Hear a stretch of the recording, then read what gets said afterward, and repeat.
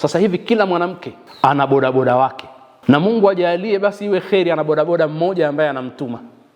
Ana bodaboda kwenye simu yake, bodaboda namba 1, namba 2, namba 10, namba 10 na.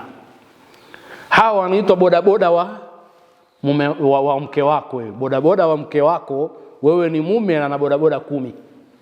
Kuna wa kumletea gesi, kuna wa kumletea vitu vya sokoni, kuna wa kumletea pampers za mtoto, kuna bodaboda vile vile wa kumletea dawa, kuna bodaboda wa kumletea chakula kwenye restaurant na kofi fulani akitaka kwamba bodaboda wake yupo.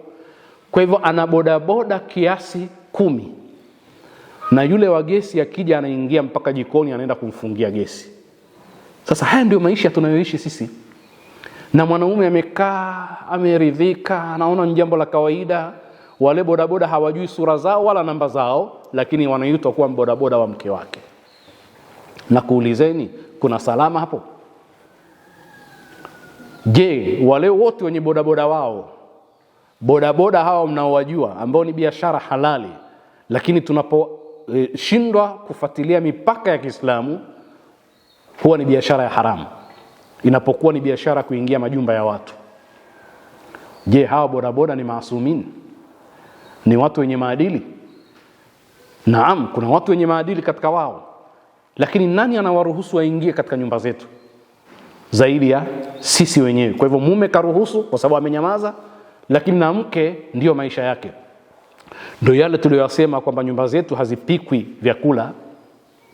Mwanamke akiamka saa 4 saa 5 ana bodaboda wake anampigia, kaniletee chapati na maharage mahala fulani, anafungashiwa analetewa na bodaboda.